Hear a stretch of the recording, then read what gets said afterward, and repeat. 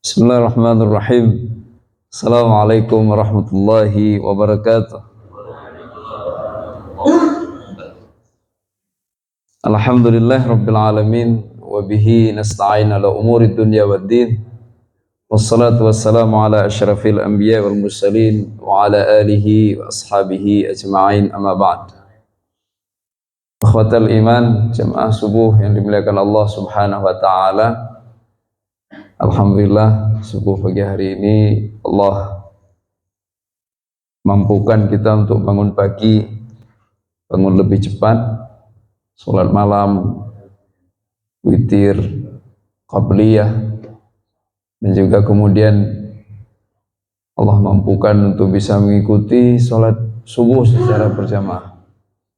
Nikmat yang besar sekali dari Allah Subhanahu wa taala, di mana tidak semua orang mendapatkan nikmat ini. Kita semua tahu bahwa yang saat ini hadir ke masjid untuk sholat subuh berjamaah bukanlah yang semalam paling cepat tidurnya. Ada mungkin yang baru saja tidur 1-2 jam, tapi tetap sholat subuhnya ke masjid, bahkan sempat menunaikan sunnah qabliyah 2 rakaat. Rahimakumullah.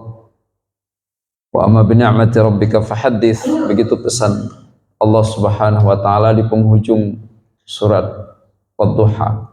Dan terhadap nikmatmu maka hadis, tunjukkan. Nah, inilah amalan atas perintah yang ada di dalam ayat itu. Wa amma bi ni'mati rabbika fahaddits.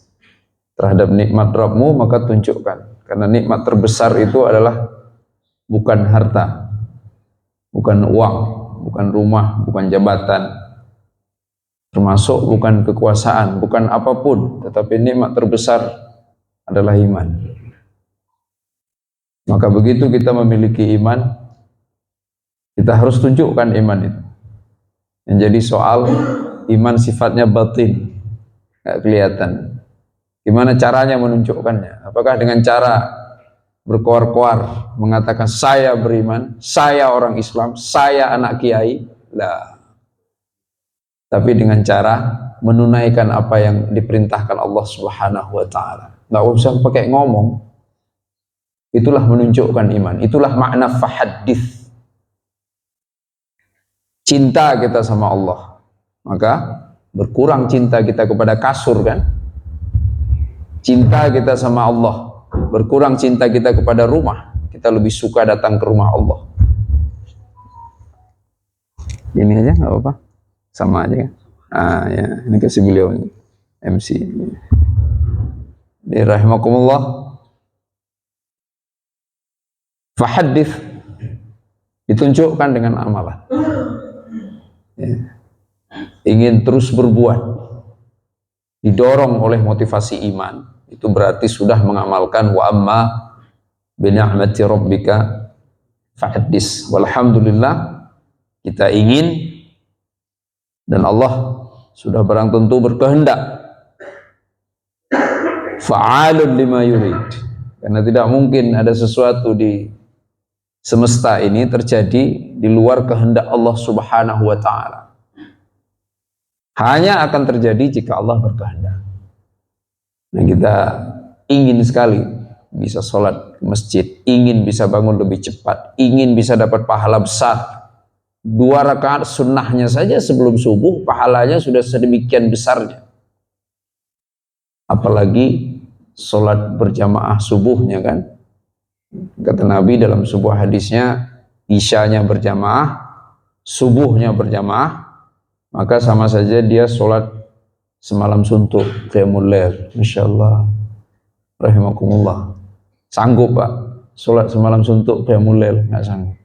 Sekuat apapun kita, ternyata bisa digantikan dengan isya dan subuh berjamaah. Lagi-lagi ini karena Allah muliakan kita, Allah pilih kita, rahimakumullah. Karena hakikatnya bukanlah alarm yang membangunkan, ya kan? Bapak-bapak yang sekarang ke masjid, saya yakin mungkin bisa dihitung jari yang bangunnya gara-gara alarm. Sisanya ya bangun aja, bangun. Yang pakai alarm ada yang nggak bangun-bangun, Pak. Dia setel dari jam 4, yang bangun orang lain semua di rumahnya bangun, dia nggak bangun. Banyak begitu, kan? Oh sering. Kalau nggak percaya saya ngadain aja iktikaf Pak. Tidur kita di masjid bulan Ramadan. Yang setel alarm ngorok, masya Allah. Yang bangun teman di sebelahnya. Maka rahimakumullah, apa kesimpulannya? Yang bangunkan itu Allah, bukan alarm. Ini kan bikinan manusia aja. Yang bisa membelalakkan mata kita Allah Subhanahu wa taala. Maka rahimakumullah, sekali lagi kita perbanyak syukur kepada Allah Azza wa Jalla. Jangan sampai terselip suasana kesombongan di dalam hati sehingga merasa kalau saya memang pasti bangun, kalau saya memang sudah kebiasaan bangun subuh. Lah, walaupun ini sudah jadi kebiasaan kita, tapi harus disadari ini adalah kebiasaan yang dibiasakan Allah. Yang dibiasakan Allah. Begitulah kesimpulan dari orang yang beriman. Nah kemudian rahimakumullah, salawat dan salam kepada Rasulullah sallallahu alaihi wasallam, di mana kita bersyukur sekali, lagi-lagi bersyukur dengan adanya Nabi kita jadi tahu harus ngapain. Ya nggak bingung, kita nggak perlu niru-niru agama orang kan, bener nggak Bapak? Sahih. Agama ini lengkapnya melampaui apapun petunjuk yang ada di muka bumi ini. Orang Islam itu sholat subuh itu bukan baru tahun kemarin, bukan dari 10 tahun yang lalu, bukan dari 1 abad yang lalu, sejak Nabi Muhammad SAW. Otentik, nggak niru agama manapun. Tapi ada kan yang tiba-tiba dia pengen ibadat juga subuh-subuh, padahal sebelumnya nggak ada, jam 10, jam 9. Otentik, kurban otentik, zakat otentik, Quran otentik. Agama ini asli rahimakumullah. Dia punya alurnya, punya sejarahnya. Siapa yang pertama sekali mengajarkan, siapa yang pertama sekali mempraktekkan. Dan itu semua berawal dari keteladanan kita Nabiullah Muhammad sallallahu alaihi wasallam. Maka dari itu kita selalu ingin bersyukur dan kemudian bersalawat kepada Rasulullah sallallahu alaihi wasallam. Tema kita hari ini sebenarnya nggak perlu tema, tadi Pak Imam Masya Allah yang beliau rakaat pertama baca Al-Lail, rakaat kedua baca Al-Insyirah, ya. Surat yang ada di juz 30, surat yang memang sebaiknya sering dibacakan untuk mengingatkan kita semua rahimakumullah. Al-Lail, malam. Islam itu keren Bapak-Bapak. Dia nggak pernah memvonis sesuatu secara general. Saya kasih contoh, Al-Lail, malam kan. Apa kata Allah di ayat pertama itu? Wal-laili idza yaghsha. Ketika malam itu menutup. Terus Allah lanjutkan dengan siang. Wan-nahar idza tajalla. Ketika siang itu membuka, jeli, terang benderang. Malam gelap kan Bapak-Bapak? Ada nggak malam terang? Nggak ada, dikasih lampu ya lah. Tapi tetap nggak bisa mengalahkan terangnya siang. Tamam? Malam identik dengan kegelapan. Bapak-bapak, menurut Bapak gelap itu positif nggak? Nggak kan? Secara umum orang akan mengatakan gelap nggak positif. Ada dalilnya nggak? Omongan Nabi alaihi salatu wassalam. Adz-dzulmu dzulumat yaumil qiyamah. Kezaliman itu kegelapan demi kegelapan pada hari kiamat. Pertanyaannya, apakah malam itu masuk kategori kegelapan hari kiamat? Orang malam itu gelap? Iya. Malam gelap. Tapi malam wal-lail adalah tempat terbaik untuk qiyamul lail. Pernah dengar Bapak belajar fikih qiyamun nahar? Ada nggak? Berdiri siang? Nggak ada. Ngapain dihidupkan? Emang udah hidup. Qiyamul lail, bukti seorang hamba mencintai Tuhannya. Dia mau hanya berduaan dengan kekasihnya, berkhalwat. Orang lain tidur, dia bangun, dia temui kekasihnya, dia berwudu, dia sholat. Dia sujud, dia rukuk, dia menyembah, dia meminta, dia nangis, mengadukan nasibnya, nangis, mohon maaf atas kesalahannya. Malam hari, siang nggak ada sholat siang. Adanya sholat subuh, sholat duhur, sholat asar, malam, sholat malam. Dan sholat malam, sholat yang katanya di tempat gelap, yang orang sering mengkonotasikan gelap itu dengan sisi negatif, ternyata itulah sholat yang menjadi pembeda antara mukmin dengan munafik. Kalau sholat fardu, bapak-bapak, pembeda mukmin dengan munafik itu sholat subuh. Ini yang barusan kita ini nggak ada munafik ini, Pak. Ini jangan sampai antum nanti beda ormas langsung munafik, padahal dia sholat subuh. Oh, nggak bisa. Sholat subuh itu jujur imannya. Dalilnya siapa? Umar bin Khattab. Apa kata Umar? Kami dulu waktu masih bersama Nabi SAW, begitu kami sholat subuh. Ya namanya orang sholat kan lihat kiri kanan kan. Datang kan lihat temannya.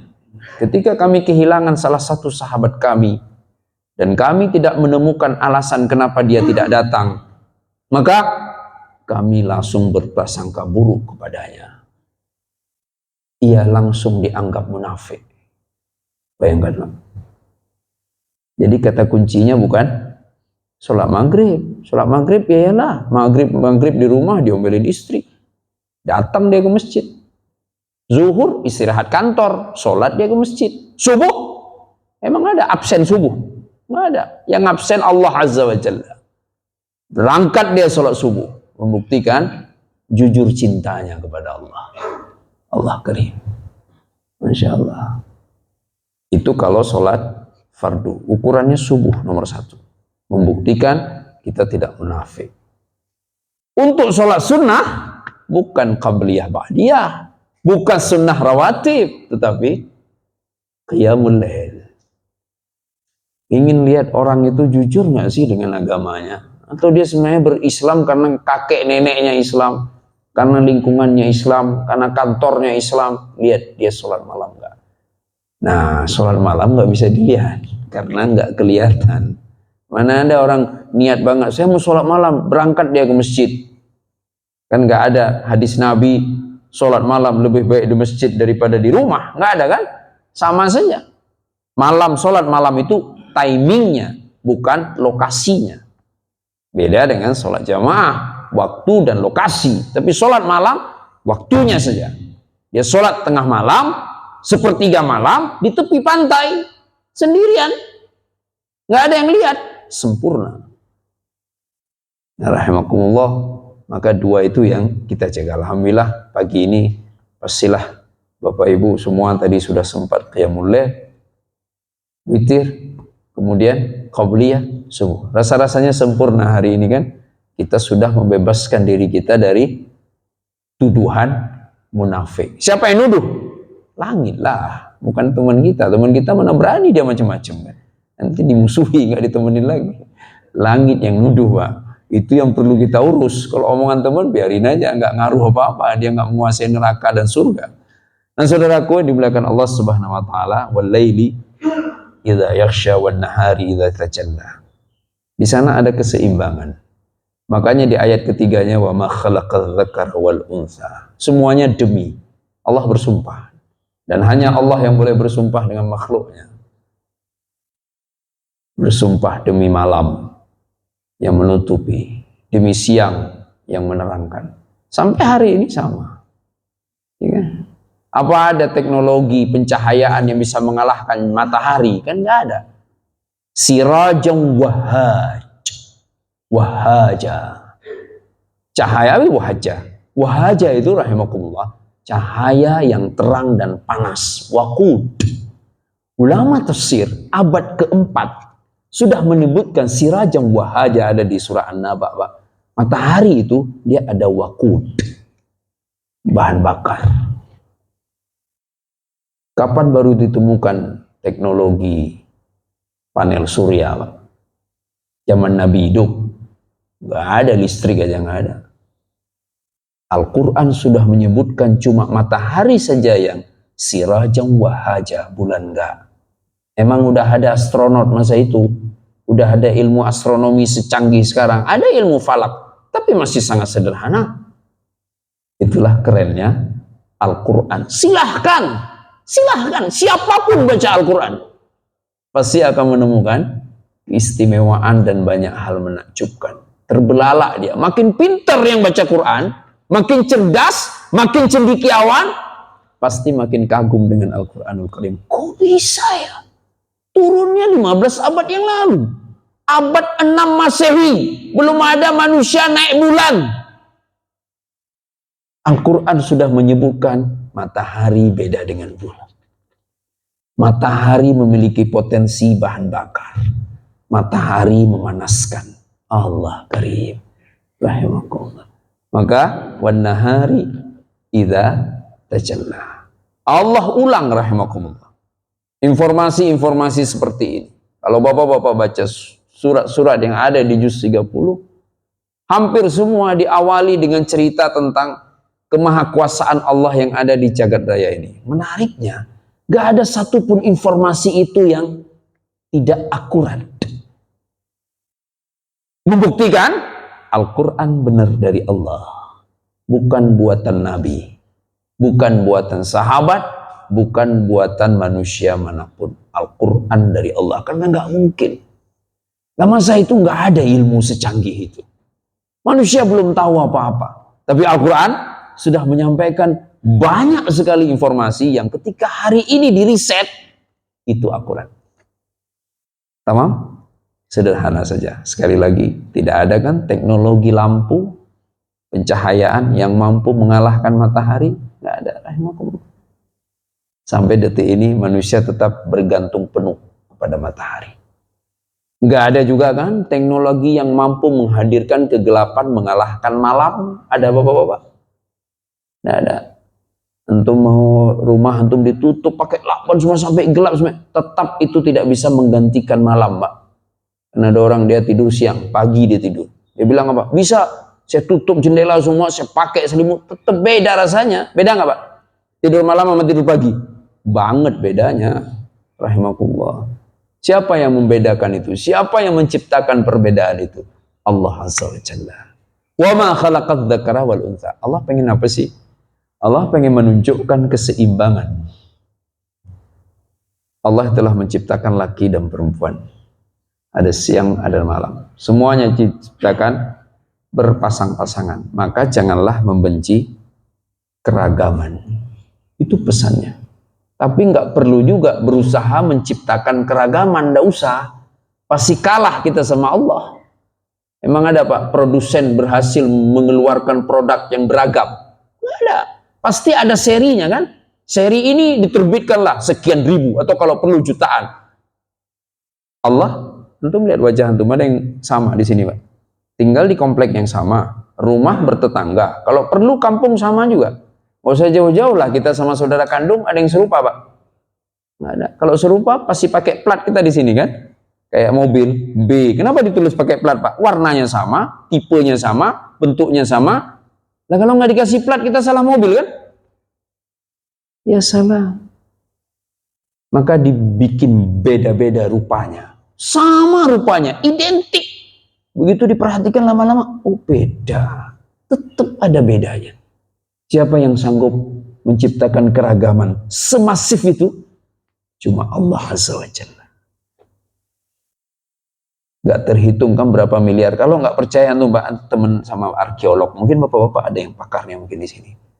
Ada nggak arkeolog begitu dia gali itu kan fosil itu dia bilang ini persis dengan makhluk manusia yang saya temukan sebelum, persis satu. Ya nggak ada, pasti ada perbedaannya. Maka bayangkan udah berapa miliar manusia yang diciptakan Allah, nggak ada yang versinya sama kan? Nggak ada. Rahimahumullah. Maka bapak-bapak nggak perlu repot-repot pulang ke rumah, pasti yang ditemui istri sendiri kan? Mana mungkin temui istri orang kan? Karena wajahnya beda. Justru aneh kalau sampai ke rumah istri kita berubah, nanya, Bu, kamu kenapa? Benar nggak? Ya, walaupun dia memuda misalnya, tapi tetap nanya, ini kenapa berubah? Ada apa ini? Ya, rahimahullah. Nah, saudara kan dimuliakan Allah Subhanahu Wa Taala, wa ma khalaqadz dzakara wal untha. Maka nah ini antum bapak-bapak kalau ada teman-teman kita kadang kan penggiat apa tuh namanya kalau yang perempuan-perempuan itu penggiat perempuan, hak-hak perempuan, aduh apa istilahnya itu, emansipasi. Ayo baca aja ayat ini, wa ma khalaqadz dzakara wal untha. Allah setarakan. Maka kalau ada laki benci perempuan, dia nggak berhak hidup sebagai hamba Allah. Sebaliknya juga sama. Nggak boleh ada perempuan benci laki. Gara-gara jenisnya berbeda. Ya kan? Tapi ya nggak enak saya sama ibu-ibu. Tapi faktanya bapak-bapak, ada nggak emansipasi pria? Nggak ada. Bapak-bapak pengen hamil nggak? Nggak pengen. Pengen datang bulan, Pak? Nggak pengen. Langsung jawab cepat, Pak. Nggak pengen. Bahaya nanti kalau tiba-tiba dikasih Allah, kan? Ribet kita, rahimakumullah. Nggak pengen. Kita udah enak banget begini. Masya Allah. Ibu-ibu yang begitu banyak, kan? Tapi ibu-ibu solehah kita enggak lah. Ya, di luar sana mereka aneh. Tiba-tiba merasa enak aja. Kita disuruh hamil, disuruh menyusui. Ada sepekan dalam sebulan yang nggak bisa maksimal beraktivitas. Sementara kok laki-laki bebas katanya. Wa ma khalaqat dzakara wal untha. Begitu kita mengerti amanah yang ada dalam status laki-laki, maka pasti jadi laki-laki itu nggak mudah. Begitu mengerti amanah dalam status perempuan, maka pasti akan sadar jadi perempuan itu tidak mudah. Inna sa'yakum lasyatta. Ayat toleransi. Sesungguhnya hidupmu, gayamu, upayamu pastilah sangat beragam. Nggak ada yang sama, Bapak. Ya kan? Oh, profesinya serupa, tapi cara ia melakukannya berbeda. Nah, kalau Bapak nggak percaya saya, antum lihat. Apa yang paling rigid kira-kira profesi dunia itu, Pak? Penerbang kali ya, pilot itu. Tapi apa sama cara mereka take off atau cara mereka landing? Dengan suasana cuaca yang sama persis, tetap saja ada gaya yang berbeda. Sahih, inna sa'yakum lasyatta. Pengen mudah lagi, lihat tukang bangunan, Pak. Sama persis harusnya, karena bekerja sama dari kecil berdua mereka. Begitu kita perhatikan, ada bedanya ya. Masya Allah. Imam begitu, khotib begitu. Apapun, inna sa'yakum lasyatta. Maka kita rileks kalau ada orang gayanya beda. Nggak perlu panik.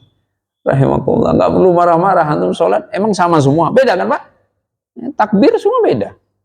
Mana ada orang bisa seragam takbir kayak tentara gerak berbaris, nggak ada. Tapi Allah, ada yang telat dikit, ada yang lebih cepat dikit, ada yang naik ke atas sedikit, ada yang begini doang. Ada, masya Allah. Terus begitu pulang masjid kita tanya, Pak Haji, kenapa nggak pernah kelihatan lagi ke masjid? Saya tunggu sampai orang masjid itu bersatu. Emang masalahnya apa? Mereka nggak pernah berantem. Lihat aja takbirnya beda-beda. Itu yang error siapa? Pak Hajinya apa orang masjid? Pak Hajinya nggak udah error. Dia nggak baca ayat inna sa'yakum lasyatta. Nggak soal. Orang itu pasti beda. Ini kayak bapak ada yang duduk selonjoran. Mungkin lututnya udah nggak kuat kan. Ada yang duduk kakinya dilipat. Ada yang nyender. Ada yang ngantuk dikit. Ada yang macam-macam. Ya. Nah cuma ya, kita ikuti apa yang Allah mau sampaikan. Inna sa'yakum lasyatta. Kamu boleh saja beragam. Tapi semua kita seragam. Dalam hal apa? Kita pengen dimudahkan. Benar nggak Pak? Ada nggak orang hidup nyari susah? Pernah ketemu orang gitu nggak Pak? Dia bilang, oh saya nggak seneng, gampang amat, saya pengen susah-susah. Itu orang gila aja gitu Pak. Nggak ada orang normal kayak gitu. Soalnya nggak ada ketemu. Antum mau anak ke pesantren, mau kiai besar, ini saya terlalu mudah hidup ini, saya pengen cari masalah. Nggak ada Pak. Boleh saja, beragam, sangat beragam, nggak kehitung keragamannya. Tapi kita seragam dalam soal ingin dimudahkan. Maka Allah beri solusinya. Setelah inna sa'yakum lasyatta, fa amma man a'ta wattaqa wa saddaqa bil husna fasanuyassirhu lil yusra. 3 syarat kalau pengen mudah. A'ta, berbagi, memberi. Ittaqa, bertakwa. Yang ketiga, saddaqa bil husna, benarkan agama. Katakan benar kepada Allah, katakan benar kepada Nabi, katakan benar kepada Al-Quran. Itu 3 hal yang diminta. Baru langsung Allah berikan fasanu yassir. Ada kata sa. Apa arti sa? Fasa, sa, fa maka sa. Segera. Segera ada dua kosakata, sa atau saufa. Ada kata saufa kan? Kalla saufa ta'lamun. Apa beda sa dengan saufa? Dalam bahasa Arab, makin singkat penyebutannya, makin cepat waktunya. Saufa akan, tapi 3 huruf kan? Sin, waw, fa. Butuh waktu, saufa. Makanya saufa ta'lamun. Akan tahu, akan segera tahu. Tapi kapan? Nantilah, akhirat baru tahu kita. Ilmal yaqin, ainal yaqin, baru kita lihat neraka. Nggak langsung sekarang kan? Tapi giliran kemudahan, jika seorang hamba melakukan 3 hal ini, suka memberi, bertakwa, dia benarkan agama, sa, bukan saufa. Sa, segera, segera secepatnya. Kami mudahkan ia untuk mudah. Ada masalah nggak dengan ayat Bapak Ibu? Masalah. Ini kayaknya redaksinya keliru. Kata orang yang nggak beriman kan? Dia mengatakan apa? Harusnya redaksinya berbunyinya, kami akan mudahkan ia. Titik. Kenapa harus kami mudahkan ia untuk mudah? Ternyata rahimakumullah, satu. Benar, kemudahan itu tersedia. Tapi tidak semua orang bisa merasakan dan mendapatkannya. Tamam? Mudah, sama kayak coba Pak, lagi musim ekonomi susah kan? Kita susah dapat uang, ketemu kita sama orang dapat proyek mulu, dia bilang Pak, alah Pak Haji, mudah. Ini saya duit masih banyak, kata dia. Kita susahnya minta ampun. Mudahnya ada, kita nggak dapat. Sekarang ada nggak mudah dalam hidup ini? Kalau dibandingkan dengan saudara kita di Palestina, Masya Allah. Jangan tanya betapa banyaknya mudah yang ada di hadapan kita kan? Tapi yang terjadi apa? Tidak semua kita menikmati kemudahan itu. Tamam? Itu yang terjadi. Nah sekarang kita bahas. Apa makna yusro itu? Mudah apa yang Allah maksudkan? Mudah untuk apa? Kan pasti ada pertanyaannya kan? Ini mudah apa sih sebenarnya? Mudah masuk surga, mudah dapat uang, atau mudah bahagia, mudah bersahabat, mudah teman, mudah kesempatan, mudah apa? Mudah kata ulama tafsir, yusra itu artinya 2. Khair dan sa'adah. Baik dan bahagia. Mudah untuk baik, mudah untuk bahagia. Ada kan? Kita dalam hidup ini ketemu hal-hal yang baik. Istri baik, anak baik, tapi pulang ke rumah rasanya kayak neraka. Ada kan? Ada. Kata orang apa? Oh ibu itu solehah, anak-anaknya rajin ngaji. Si bapak nggak pernah pulang. Mending tidur di masjid, kata dia gitu. Kenapa? Kata, waduh, ngeri di rumah saya, kata dia gitu. Dia dapat khair, tapi nggak bahagia. Ya. Ada lagi orang, kita ketemu, kita jalan-jalan, Pak. Ketemu orang, susahnya minta ampun. Buruk sekali, pakaian buruk, hidup dalam keadaan yang buruk, rumah berantakan. Tapi begitu kita ngobrol, senyum terus, bahagia dia, sa'adah. Tapi dia nggak ada khairnya pada orang itu, tapi dia happy. Kita pengen dua-duanya kan, dapat baiknya dan dapat bahagianya. Itulah hidup yang sesungguhnya, benar nggak, bapak-bapak? Bahagia doang, perut lapar, gimana ceritanya? Ya kan? Bahagia doang, perlu uang nggak ada, nggak enak kan? Iya. Atau punya semuanya tapi nggak bahagia, musibah juga. Kita pengen dua-duanya, khair sa'adah. Itulah makna yusra. Nah, ada nggak hal itu dalam kehidupan ini? Ada, banyak.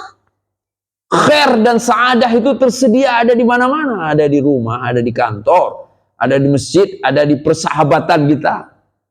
Tapi kok saya nggak pernah dapet ya? Kok orang dapet? Jawabannya, evaluasi diri kita. Apakah sudah senang memberi? Apakah sudah serius bertakwa? Apakah sudah sungguh-sungguh untuk membenarkan agama? 3 itu saja. Rahimakumullah.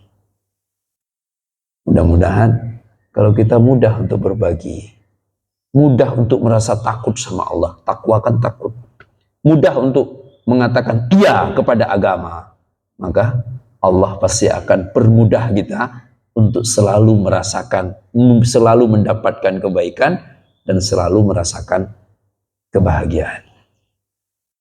Kelas kita lanjut, rahimakumullah. Inna sa'yakum, ini masih tentang inna sa'yakum lasyatta. Silahkan beragam, tapi kita seragam ingin dimudahkan. Dan kita juga seragam tidak ingin dipersulit. Nggak pengen masalah. Maka di ayat-ayat berikutnya Allah terangkan apa yang membuat kita dikit-dikit masalah. Ada kan orang begitu, Pak?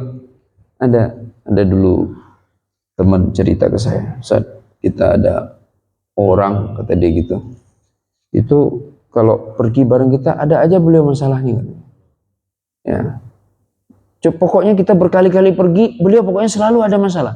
Yang spion copot lah, yang ban kempes lah, yang kampas rem habis. Yang kok bisa ya Ustaz dia gitu. Nanti kendaraan udah bener, beliaunya sakit perut, kambuh mah. Semoga di sini nggak ada yang begitu ya Bapak-bapak. Amin, amin. Apa aja ada masalah. Nggak enak kan begitu kan? Iya, sampai-sampai Pak, antum tahu nggak? Nabi yang ngomong, bukan saya. Apa kata Nabi? Orang baik itu yurja huduruhu, diharapkan kehadirannya. Orang buruk itu yurja adamuhu, diharapkan ketiadaannya. Ini nih kayak bapak-bapak ngaji nih kan, ngaji. Ini kalau pengen lihat ada nggak orang buruk di antara kita, yang kalau bapak lihat orang itu nggak ada, alhamdulillah. Nah itu orang buruk itu Pak. Oh ini pas, ini enak kita ngopi hari ini, beliau nggak datang. Nah, itu orang seburuk-buruk orang, itu Nabi yang ngomong Pak, bukan saya. Ya. Sebaliknya kita mau ngopi-ngopi, terus kita ingat satu beliau itu, beliau nggak ada ya. Aduh, coba dulu telepon lah, tanya dulu. Nggak enak ini kita ngopi, itu orang baik. Nah jadi bapak-bapak tenang aja kan. Kita nanti misalnya lagi duduk-duduk di rumah, ditelepon sama sahabat kita, antum kemana? Ngopi yuk. Insya Allah kita orang baik lah, minimal menurut sahabat-sahabat kita itu ya. Tapi kalau kita nggak datang, nggak ada yang nyamperin Pak, nggak ada yang WA, nggak ada yang ngajak, itu kita udah selesai Pak. Ini sahabat kita bahagia semua, kita nggak ada. Itu nggak usah marah-marah, nggak usah nanti pas ketemu, pada ngopi kok saya nggak diajak. Orang mereka emang nggak berharap kita datang, ngapain diajak? Rahimahullah. Tamam? Ya. Gara-gara apa? Ini fasanuyassiruhu lil usra. Gara-gara dia selalu dimudahkan Allah untuk bermasalah. Ngumpul-ngumpul, kita lagi senang-senang baik-baik, dia datang bawa masalah. Males orang kayak gitu kan? Banyak kan Pak? Kita ketawa-ketawa di ngopi, cerita keluarga kita, cerita macam-macam. Datang dia apa? Muka cemberut. Assalamualaikum. Pada nggak tahu ya, saya sebel banget sama bapak itu. Itu ngapain sih? Iya kan? Baru datang orang diam aja dulu, diam, dengerin orang lain ngomong, habis itu baru ikut nimbrung aja sama topik yang dibicarakan orang. Oh, dia pengen topik dia yang didengerin, bikin majelis sendiri kan? Bapak-bapak, datang ke rumah saya, ada kebuli nih, saya pengen marah-marah. Kita datanglah, kita makan aja kebuli, nggak usah dengerin dia. Ini rahimahumullah. Kita seragam, pengen mudah, tidak pengen masalah. Nah, orang yang mudah sekali bermasalah, dia karena 3 hal. Kebalikan dari yang 3 hal tadi. Wa amman. Tadi kan yang pertama yang mudah dimudahkan. A'ta wattaqa wasaddaqa bil husna. Fasanuyassiruhu lil yusra. Wa amman bakhila. Lawan dari a'ta. Bakhil. Aywa. Pelit bapak-bapak, sudah jadi bahasa kita, bahasa Indonesia kan, kata bakhil ada di KBBI. Tidak suka untuk berbagi. Orang bakhil sekarang tipenya banyak bapak-bapak. Yang paling sering kita temui, mereka dengan cepat merasa tidak seharusnya memberi karena hidupnya terbatas. Itu yang paling sering kita temui. Jadi dia ngambil kotak amal, ayo bapak-bapak, keliling dia. Habis itu dia sendiri nggak sedekah. Gimana ceritanya itu? Masukin kayak biar 1000 juga. Ada kan begitu kan? Di mana-mana keliling. Ayo bawa bismillah, bismillah. Palestina. Ini dia nggak sedekah, dia ngumpulin tok. Gimana ceritanya itu? Ya berapa aja nggak apa-apa. Rahimahkumullah, antum tahu zaman Nabi kan ngasih, karena nggak boleh hina kan saudara-saudara kita yang berkebutuhan itu, yang mereka butuh, dikasih terus sama Nabi. Sampai suatu hari kata Nabi, kalau masih ada sesuatu di dalam rumahku, aku pasti akan berikan untuk kalian. Sekarang udah nggak ada apa-apa. Kelas, udah akhirnya mereka bubar. Di hari yang lain, Nabi ingin mengajari mereka tentang sedekah. Nabi baca hadis kan, man sabara sabbarahullah. Yang berjuang untuk sabar, Allah sabarkan dia. Yang berjuang untuk jaga diri, ya ta'affaf, maka Allah akan jaga dirinya. Terus Nabi bilang ke sahabat-sahabatnya, sekarang waktunya bersedekah. Waktunya bersedekah. Bingung mereka kan, Rasulullah, kami punya apa? Rumah saja nggak ada. Apa yang bisa kami berikan? Nabi bilang apa? Kalian kesini pakai sendal nggak? Kasih sendalnya. Bayangkan Pak, kita nyeker semua pulang kasih sendal buat masjid. Kalau masjid ini mau nerima kan nggak perlu sendal kan. Setingkat itu zaman itu Nabi SAW. Sementara ada orang sekarang bilang apa Pak? Sedekah. Orang saya ngopi aja ngopi saset. Antum ngopi di tempat keren. Enggak, ya sedekah 1.000, 500. Gak apa-apa kan? Berapa aja. Kalau perlu kosong semua. Ada peci ya, taruh peci kan lumayan lah. Taruh aja. Ya salam, rahimakumullah. Ini yang jadi soal kita pada hari ini. Maka antum lihat, nggak usah jauh-jauh. Tapi bapak-bapak maaf, jangan hidup nilai-nilai orang ya. Ya, tapi kita lihat aja keliling kita. Lihat bukan nilai untuk memantau-mantau orang, nggak perlu. Begitu kita ketemu, kan pastilah dalam hidup ini kadang saudara kita, paman kita, adik kita, sepupu kita, ponakan kita atau siapalah. Susah mulu hidupnya, pasti bakhil. Saya belum pernah ketemu orang rajin bersedekah, hidupnya disusahkan Allah, nggak ada. Maka berbagi sajalah, berbagi sajalah. Apa saja pasti adalah. Dan kalau dikatakan bakhil itu, jangan buru-buru. Kayak ustadz misalnya, mentang-mentang dia ustadz, saya sudah berbagi ilmu. Nah, soal itu lain lagi masalahnya. Uang, harta. Namanya bakhil itu objek utamanya harta, bukan yang lain-lain. Yang paling nyebelin kan gitu. Misalnya saya ada jamaah yang ini bilang, udah sedekah-sedekah, kita ikut. Terus dia bilang apa? Ustadz jangan. Antum cukup berbagi ilmu saja. Dia nggak paham agama. Ini termasuk Pak siapapun ini Pak Imam kita juga harusnya berbagi juga beliau ini. Nggak mentang-mentang jadi imam, usah imam aja ya. Nggak bisa. Rahimakumullah. Dan insya Allah beliau pasti banyak lah berbaginya. Jadi rahimakumullah. Ya, ya apapun lah bapak-bapak. Ya, pasti saya ketemu banyak orang Pak. Hari ini saja, per hari ini kita beberapa sahabat kita kan memang ada jenis-jenis profesi yang agak susah sekarang kan. Tapi tidak semua Pak, tenang aja. Bumi Allah itu makmur. Cuma memang ujian kan. Kadang-kadang ada profesi-profesi tentu dia agak mandek, agak susah. Akhirnya jarang keluar pergi kerja. Tapi karena kerjanya berbagi Pak, suka sekali. Kita duduk langsung, Ustaz, duduk aja, nggak ada apa-apa. Dia pergi. Kita nggak tahu dia pergi. Mau kemana antum? Nggak, sebentar ada perlu. Balik-balik nasi uduk. Masya Allah. Ini bayangkan Pak, tiba-tiba ada yang keluar balik-balik kebuli. Wow, ya salam. Ya, rahmatullah. Ya, itu terjadi, rahmatullah. Dan jangan batasi diri kita. Di mana saja, begitu itu langsung. Apalagi bapak-bapak kalau itu diikuti oleh istri kita. Ini ada ibu-ibu di luar. Ya kan?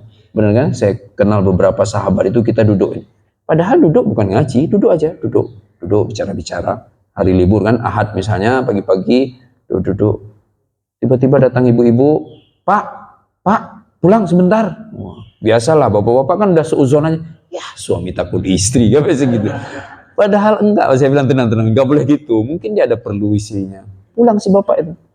Enggak ada 10 menit, Pak. Keluar bawa talam, bawa kue, bawa minum, Masya Allah. Terus si ibu itu nyamperin, Ustadz, tega ya suami saya dianggurin aja Ustadz, duduk aja enggak ada minum. Masya Allah. Mungkin suami lupa, bukan nggak mau berbagi, lupa, istri ingat. Allah karim. Bayangkan kalau keluarga kita sudah begitu, Pak. Pasti pintu rezeki akan terus dibuka, dimudahkan. Mudah itu banyak, langsung dipertemukan dengan banyak kemudahan. Maka jangan bakhil. Yang kedua, wa amma man bakhila wastaghna. Apa itu istaghna? Istighna dari kata ghani. Ghani kaya. Istaghna kalau ditambah ista berarti merasa kaya. Kaya boleh, nggak pernah Islam melarang kita untuk kaya. Utsman kaya, Abdurrahman bin Auf kaya, Abu Bakar jangan tanya lagi bagaimana kayanya. Tapi merasa kaya itu masalah. Merasa kaya gimana nih maksudnya di sini? Lawan dari ketakwaan. Takwa, takut sama Allah, merasa butuh Allah. Istaghna, berani sama Allah, merasa nggak butuh Allah. Merasa sudah kaya, nggak butuh Allah lagi. Saya bisa hidup sendiri. Saya nggak perlu ditolong sama Allah. Bayangkan, ada nggak yang begitu? Banyak. Ini kita nih Pak, ini bukti kita merasa miskin di hadapan Allah. Ulama menyebutnya dengan istilah al-faqir. Pernah dengar orang ngomong itu? Al-faqir. Assalamualaikum al-faqir. Dia nyebutnya al-faqir. Maksudnya faqir amam Allah. Faqir di hadapan Allah. Kita datang karena kita merasa lemes, miskin, gak bisa tanpa Allah Subhanahu wa ta'ala. Akhirnya kita ke masjid. Jadi jangan pernah merasa gak butuh. Bawa-bawa Allah aja, kan ada kan? Motor butut, nggak ada tulisan Bismillah, la ilaha illallah, kasihlah sedikit biar bawa-bawa Allah. Orang giliran dia beli mobil 3M, dia tulis di depannya Allah, masih takut dia. Bayangkan rahimakumullah, masih takut dia sama Allah. Lah ada yang rezekinya biasa-biasa aja, kita main ke rumahnya nggak ada ayat kursi juga dipajang satu, nggak ada kata Bismillah, nggak ada ayat Allah, nggak ada mushaf terletak di mejanya. Nggak butuh Allah lagi. Orang kalau sudah tiba-tiba nggak butuh Allah, dimiskinkan Pak sama Allah, disusahkan hidupnya sama Allah Subhanahu Wa Taala. Karena apa? Kan Allah penguasa jagat raya. Antum nggak usah jauh-jauh, kantor aja. Mohon maaf, mungkin tidak semua kita pimpinan kan, atau pemilik perusahaan, mungkin ada di antara bapak-bapak karyawan saja. Bisa nggak Pak? Nggak butuh sama pimpinan, habis kan kita kan? Ya pimpinan lewat kita cuekin aja. Kerja aja, masuk kerja pulang, masuk kerja pulang. Ini pangkat nggak naik-naik kan? Kata pimpinan apa, ini orang gimana sih nggak pernah nyapa saya? Ya, saya nggak dianggap apa? Kalau yang ngomong saya nggak dianggap apa? Pimpinan yang ngomong, wajar nggak Pak? Lah kalau yang ngomong Allah, istaghna dia merasa mentang-mentang dia sehat, kuat, hebat, pinter, berkedudukan, dia nggak butuh lagi kepada diriku. Rasakan kesusahanmu. Terjadi nggak Pak? Ada menteri yang sekarang susah? Banyak kan? Banyak. Kalau di level menteri aja susah, apalagi di level dirjen, Pak, jangan tanya. Kenapa? Bukan nggak boleh menjabat. Islam nggak pernah melarang jabatan. Halalan thayyiban. Karena itu kan amanah, bagus, baik. Yang jadi soal apa? Tetaplah merasa butuh sama Allah. Maka harusnya apa yang terjadi? Apa pemandangan yang kita lihat? Naik pangkatnya, maju saf sholatnya. Harusnya kan begitu. Dulu lagi dia baru masuk, karyawan rendahan sholat di ujung sana. Begitu sekarang dia udah jadi manajer, wih sholat di belakang imam. Tapi jangan singkirin imam lah, belakang aja sini kan. Masya Allah, harusnya kan begitu. Menunjukkan nih orang makin tinggi pangkatnya, makin butuh dia sama Allah. Dulu lagi karyawan biasa, doanya sebentar. Kalau perlu nggak ada doa, Assalamualaikum langsung kabur. Karena takut pimpinan, normal kan? Langsung masuk kerja lagi. Nah sekarang dia jadi manajer, habis sholat, ya Allah, mudahkan hidupnya. Angkat tinggi-tinggi tangannya. Kita sampai bingung, nih orang duit banyak, istri cakep, anak soleh, ngapain? Nggak taunya dia tetap merasa butuh sama Allah, maka Allah mudahkan hidupnya. Itu terjadi. Maka lagi-lagi pemandangan yang mudah kita lihat, Pak. Lihat aja, tapi jangan lihat-lihat orang, ya kan? Nggak sengaja kita lihat. Oh iya. Assalamualaikum, kabur. Assalamualaikum, kabur. Tapi kalau yang Assalamualaikum, duduk dulu, zikir, doa dulu. Kelihatan butuh sama Allah. Mungkin bukan yang paling kaya, tapi minimal hidupnya nggak bermasalah. Sahih. Yang ketiga. Wa amma man bakhila wastaghna wa kadzdzaba bil husna. Nggak percaya sama Allah, nggak percaya sama Nabi, nggak percaya sama Al-Quran. Ini masalah hati sebenarnya. Ya ragu-ragu, terus ragu-ragu sama Allah. Apa bukti orang ragu-ragu itu Pak? Puncaknya apa? Puncaknya, mohon maaf Bapak Ibu, orang yang mungkin dia nggak sadar ngucapinnya, tapi terucap dari lisannya. Apa itu ucapannya? Sudahlah, jangan bawa-bawa agama. Bayangkan, berarti sudah ragu benar sama agama kan? Ya itu terjadi Pak. Saya yang sering alami itu. Biasanya kapan? Pas mau acara rapat pernikahan, rapat walimah. Ya kan? Rapat walimah diundang. Ustaz, datang ya. Saya pengen ceritanya anak imam masjid. Bukan antum Pak. Ya. Nggak enak nanti dikira beliau lagi. Ya, kan beliau soleh kan, imam masjid, anaknya mau nikah, diundanglah, Ustaz, datang Ustaz, nanti mohon masukannya bagaimana prosesi acaranya yang baik menurut Allah. Wih, pengen berkah. Ya kan? Saya sampaikanlah pandangan saya. Kan diundang IO juga biasanya, IO keluarga besar. Gini-gini Pak Ji, gini-gini. Terus saya bilang, Bapak, ini pandangan saya, nanti silahkan dirumuskan. Saya kan bukan anggota keluarga. Rumuskan yang terbaik, yang tidak melanggar batas ketentuan syariat. Silahkan saja berinovasi, tapi batas-batas yang tadi disampaikan sebaiknya dipatuhi karena kita yakin yang memberkahi itu Allah. Dah pulang kan saya Pak. Habis itu kan dikasih di undangan hadir tanggal pernikahan. Datanglah saya Pak. Begitu datang, innalillahi wa inna ilaihi raji'un. Anak perempuannya sama aja kayak nggak pakai baju. Pernah nggak tuh datang walimah kayak gitu? Sering kan? Iya. Padahal tadi udah saya kasih wejangan yang ke situ. Ini ketentuannya. Iya pastilah kita pengen bahagia, pengen bersolek, pengen cantik. Tapi aurat tetap ditutup lah. Tiba-tiba baju setengah badan. Gimana ceritanya? Itu terjadi. Nanti kan nggak sadaqah bil husna. Nggak sepenuhnya ingin membenarkan apa kata Allah. Saya biasa juga titip. Nanti kalau ada irama-irama, pastikan nggak pakai biduanita lah. Kalau terlalu harus banget ada biduan, laki saja. Nggak ada, ya lebih enak lagi. Nggak perlu, alunan musik biasa saja. Kayak zaman Nabi kan ada dop, Nabi pukul itu kan. Sahabiah itu kan, rebana kalau zaman kampung saya, rebana. Nah, acara walimah. Udah disampaikan, agar apa? Agar kan pengen berkah katanya. Begitu kita datang, nggak berani Pak, kita deket ke panggung itu. Masya Allah, udah kayak Pak di apa itu, ya Masya Allah. Itu terjadi, sadaqah bil husna. Jadi kalau disebut membenarkan agama, kalau nggak diberikan contoh, kesannya rasa-rasanya kita udah benarkan agama. Tapi nanti akan ada ujian-ujiannya bahwa tantangan-tantangannya berat. Saya sadar betul, kita semua paham itu bahwa nggak mudah menghadapi suara orang kampung kan, suara keluarga besar kita. Wah harus begini Pak, gimana sih? Seumur sekali hidup ini nggak ada. Tapi kan kita pengen berkah dari Allah. Semuanya begitu, didik anak, ngurus istri, perhatikan apa kata Allah Subhanahu wa ta'ala. Kalau itu sudah berani kita lakukan, barulah kita masuk kategori orang yang berusaha selalu membenarkan apa kata Allah, apa kata Nabi, apa kata Al-Quranul Karim. Baru hadiahnya, kalau mereka melanggar, mereka bakhil, mereka merasa tidak butuh Allah, mereka tidak mau membenarkan apa yang dari Allah, dampaknya fasanuyassiruhu lil usra, kami akan mudahkan ia untuk susah. Bayangkan Pak.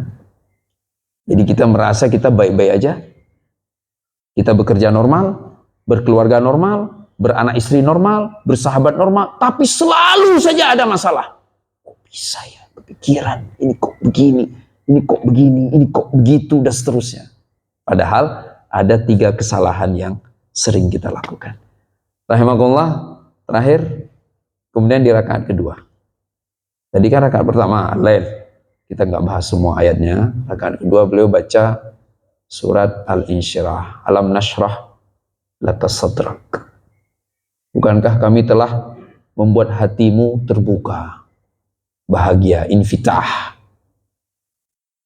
Karena Nabi hatinya dibelah, dibersihkan. Kata Nabi, dikeluarkan isi hatiku yang bisa terkontaminasi oleh kebusukan, dicuci dalam bejana emas yang di dalamnya ada air zam-zam. Masukkan lagi, ditutup lagi. Usia Nabi sekitar 4 tahun. Waktu masih di rumahnya Halimah As-Sa'diyah. Nah, rahimakumullah, kita nggak bisa mengalami peristiwa itu. Kalau dada kita dibelah, biasanya kita nggak lama lagi juga meninggal kan? Iya, bukannya mau dibersihin dari dengki dan sebagainya. Nabi mendapatkan hadiah itu. Alam nashrah laka sadrak wa wada'na anka wizrak alladhi anqadha dhahrak wa rafa'na laka dzikrak. Kami tinggikan namamu. Bapak-bapak, kami tinggikan namamu. Bukan manusia yang meninggikan nama kita. Maka orang yang berusaha mendapat nama yang tinggi melalui manusia, akhirnya akan jatuh sejatuh-jatuhnya. Tapi mereka yang baik sama Allah, benar sama Allah, pasti Allah tinggikan namanya. Pernah kita bahas di sini, saya lupa itu. Orang dipilih sama Allah untuk ditinggikan. Dengan cara apa Pak? Unik sekali caranya. Gak pernah ke masjid, rumah persis di sebelah masjid. Jadi ini masjid, sebelahnya ini rumah beliau. Suatu hari entah bagaimana pulang kerja, minta sarung, minta peci, minta gamis sama istrinya, baju muslim, pakai berangkat ke masjid. Belum nyampe Pak, kan jalan serangan jantung. Masjid punya ambulan 2, keluar 1. Peristiwanya di Al-Hidayah, di daerah Serdang Jakarta. Udah gitu dibawa ke rumah sakit Cempaka Putih. Sampai rumah sakit, kata dokter tadi sudah meninggal di jalan. Apa yang terjadi Pak? Harum namanya. Bapak Fulan yang meninggal waktu mau sholat isya ke masjid. Padahal sebelumnya nggak pernah ke masjid. Bayangkan Pak. Bayangkan kalau Allah peristiwakan ke kita kebalik Pak. Siapa yang meninggal? Bapak Fulan. Kapan? Pas lagi mau ngumpul main gaple. Padahal jamaah masjid. Musibah nggak Pak? Masjid 5 waktu, meninggal, keluar rumah mau main gaplek jam 1 malam. Kita nggak sanggup ngatur itu. Allah semua, takdir Allah. Takdir Allah. Wa rafa'na laka dzikrak. Jadi orang tinggi namanya, harum kan sampai detik ini Pak. Saya tahunya kan saya ngajar di situ kayak gini, ngajar gitu. Ada ambulan 2 terparkir selalu, ada ambulan 2. Tapi tiba-tiba cuma 1. Saya tanya, oh, lagi ada musibah ya? Iya Ustaz, jamaah kita. Jamaah itu bingung jawabnya. Pas saya tanya jamaah kita, mereka gimana jawabnya ya? Dibilang bukan jamaah, emang nggak pernah ke masjid. Tapi ini pas meninggal pakai sarung, pakai peci. Akhirnya mereka jelasin dulu. Ini ceritain ke saya. Masya Allah. Itu orang yang Allah pilih untuk husnul khotimah. Itu contohnya begitu. Masya Allah. Rahimakumullah. Ya, jadi bapak-bapak, warafa'na laka dzikra. Enggak usahlah kita bergaya, belagu, pengen dikenal orang. Apalagi orang kalau ngomong kan ada orang, Assalamualaikum warahmatullahi wabarakatuh, bapak-bapak, saya sebagai RW di sini. Enggak usah disebut, orang udah tahu disuruh ngomong karena dia RW. Enggak usah ngomong saya sebagai RW atau saya sebagai RT, saya sebagai Pak Imam, saya sebagai Ustadz. Udah tahu. Udah tahu kalau enggak disuruh ngomong, kan udah ada MC-nya. Bapak RW silahkan ngomong. Maju dia, ngomong aja. Sahih? Iya. Sama kita ke istri di rumah, nggak perlu kan? Bu, selaku suami, ya elah kata istri. Ngapain sih? Benar nggak? Ngomong ke anak kita Pak, ngomong ke anak kita. Anak-anak dengerin, ayah lo yang ngomong. Ya, ya tahu ya, kamu ayah. Iya kan? Iya, nggak usah kita naik-naikkan nama kita Pak. Biarin Allah saja yang naikkan. Nah, makanya ayah zaman dulu, masih ingat orang tua kita dulu, nggak ada ngomong kan? Pulang, cuci kaki kan ada guci di depan rumahan, cuci kakinya. Kalau di kampung saya tuh naik tangga. Assalamualaikum. Wih, kita lagi main Pak, langsung diem itu. Istri, ibu kita langsung bikin minum. Nggak pakai ngomong, nggak usah pakai. Ayah lelah sekali, kalian nggak tahu ya, ayah capek kerja. Nggak usah. Rahimahkumullah, diam aja. Kalau memang ditinggikan sama Allah, bukan oleh manusia. Tamam? Kemudian, inna ma'al usri yusra. Diulang 2 kali. Nah ini bapak-bapak, hati-hati beli stiker. Bapak suka baca stiker di belakang angkot nggak? Di belakang pick up, di belakang truk, ada kan? Itu ada stiker baru sekarang Pak, tulisannya huruf Latin. Inna ma'al usri yusra. Dia tulisnya apa? Artinya masalah itu artinya. Tapi kita mengoreksi susah juga kan? Udah baik dia mau pasang stiker. Dia tulis artinya apa? Setelah kesulitan akan ada kemudahan. Yusra kan mudah. Itu salah Pak artinya. Yang benar apa? Setiap kesulitan berarti ada kemudahan. Itu artinya. Makanya pakai ma'a. Sekaligus satu waktu. Dia nggak pakai jeda Pak. Begitu kita sulit, langsung kita mudah. Bapak sakit nih. Langsung boleh nggak masuk kerja kan? Gak perlu tunggu dulu kan? Sakit hari ini nggak masuk kerja besok. Ya enggak lah. Sakit nih, sakit. Langsung. Berhak nggak masuk kerja. Langsung ada mudah. Nggak masuk kantor. Sahih nggak Pak? Masya Allah. Itu yang terjadi. Allah yang menciptakan itu. Maka apa? Jangan takut susah, tapi jangan cari masalah. Cari masalah salah.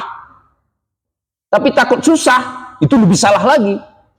Karena apa? Hidup ini pasti susah. Tadi inna sa'yakum lasyatta. Namanya orang beraktivitas, pasti saja ada tantangan. Tidak soal.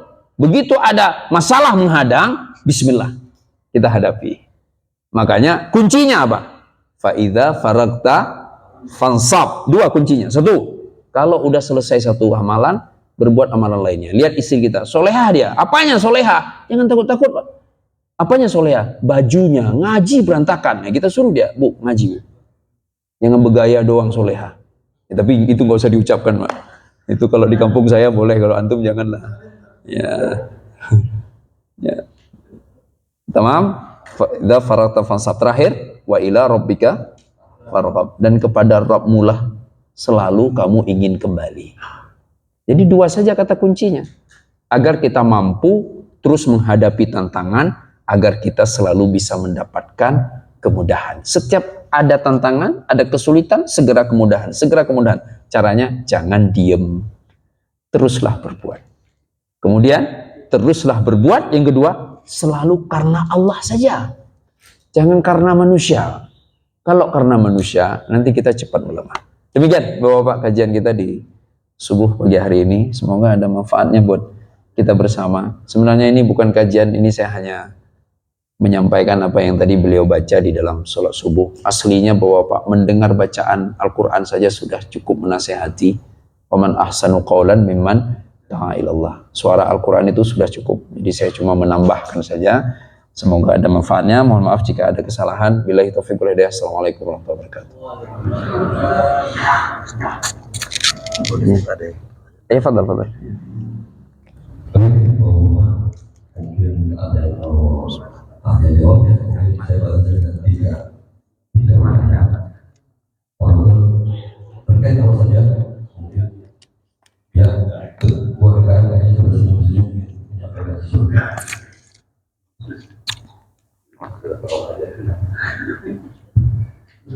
Baik, terima kasih. Assalamualaikum warahmatullahi wabarakatuh. Waalaikumsalam warahmatullahi wabarakatuh. Pak Ustaz, saya mau tanya, kadang-kadang kita itu mengalami dalam satu fase di mana kita merasa semakin dekat sama Allah, tapi kita semakin sepertinya kita dibiarkan atau doa kita itu enggak terkabul atau bagaimana. Jadi semakin dekat sama Allah, kayaknya malah Allah semakin jauh dari kita. Ya. Kira-kira bagaimana kita menyikapi bahwa sebenarnya kita ingin dekat sama Allah dan Allah segera membalasnya. Ya. Sekalian aja. Ada lagi? Ya, dari Ibu ada yang mau bertanya? Ayo, boleh Bu? Enggak banyak. Ya Pak, ini Pak.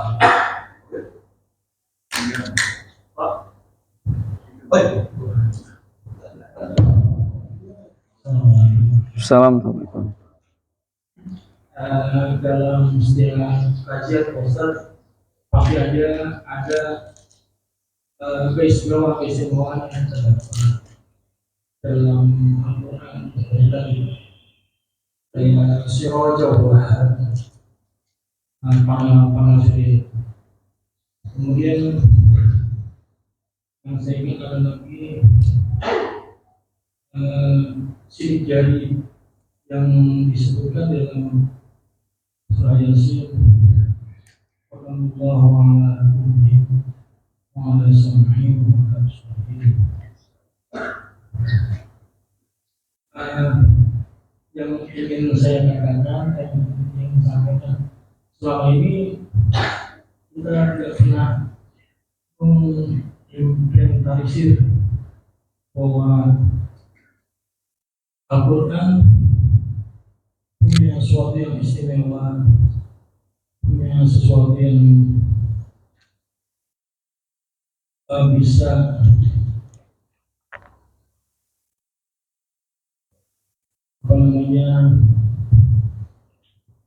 kehidupan ini bisa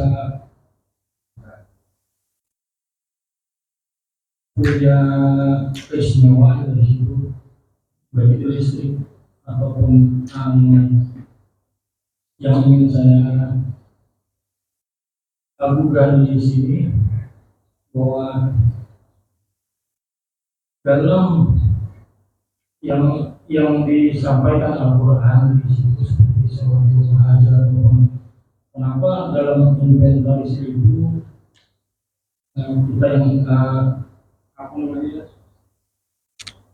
yang kita inventarisir itu selalu saja tidak dalam umat Islam ini tidak mewujudkannya dalam.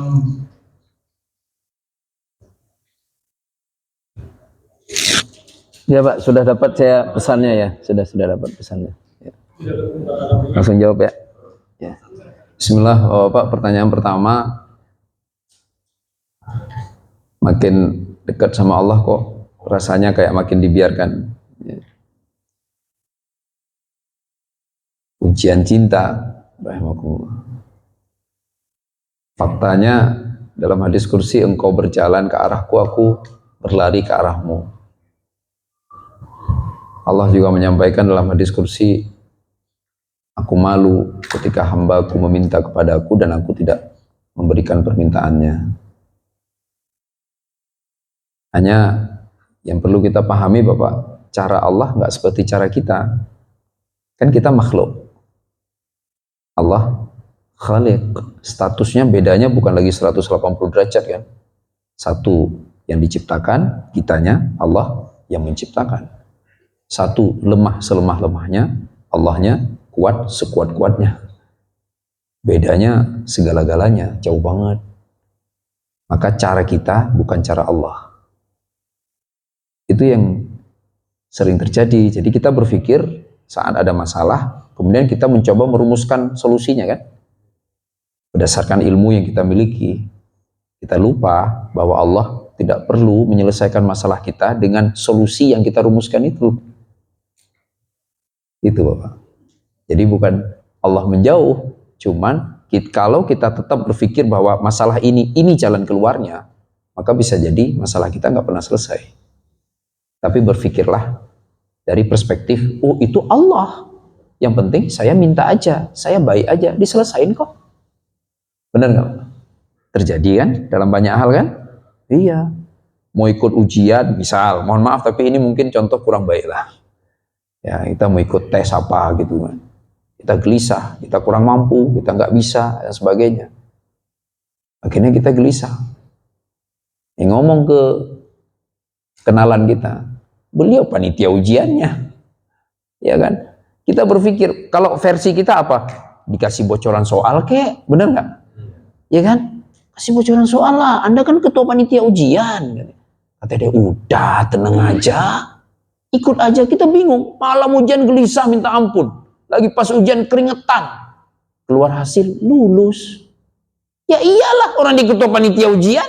Nggak dibaca itu jawaban. Orang udah lembar kelulusan udah diketik duluan. Jangan berpikir dengan persepsi kita. Kita makhluk. Itu aja.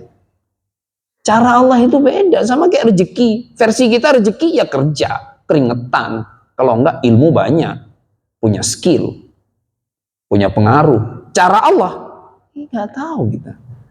Kalau kita lagi tidur, ada orang ketemu di jalan ngelihat kita kayaknya oke nih, Pak, boleh nggak kalau rumah Bapak saya beli aja? Kita nggak niat jual, nggak jual Pak. Kok saya ngelihatnya bagus ya? Saya bayar 5 kali lipat. Cara Allah Pak. Ya, maka kata kuncinya kalau udah deket sama Allah, trust. Benar nggak? Bapak nggak bisa berenang. Tiba-tiba punya teman ahli diving. Ayo ikut saya. Kalau nggak trust Pak, mati kita. Pasti dia bilang, percaya ya? Percaya nggak sama saya? Percaya, ayo ikut. Dipakein kita semua alatnya, bismillah. Diajarin kan? Coba kalau nggak percaya Pak. Nggak berhasil. Nggak usah jauh lah banget lah belajar mobil aja. Kalau nggak percaya sama yang ngajarin, ini nggak bisa. Silakan, bawa aja. Nggak apa-apa. Apalagi sama Allah. Percaya. Dan percaya cara Allah tidak harus mengikuti logika kita. Seperti itu Pak jawaban. Bapak pertanyaannya tadi arahnya sebenarnya tentang kenapa kok kesannya umat ini tidak belajar Al-Quran, tertinggal. Padahal faktanya Al-Quran memuat segala-galanya. Bapak semuanya sudah ada, bukunya sudah ada, risetnya sudah ada, sudah lengkap. Yang jadi soal dari umat ini, mereka jauh dari Qur'annya. Itu saja masalahnya. Masalah itu ada pada siapa? Kita semua.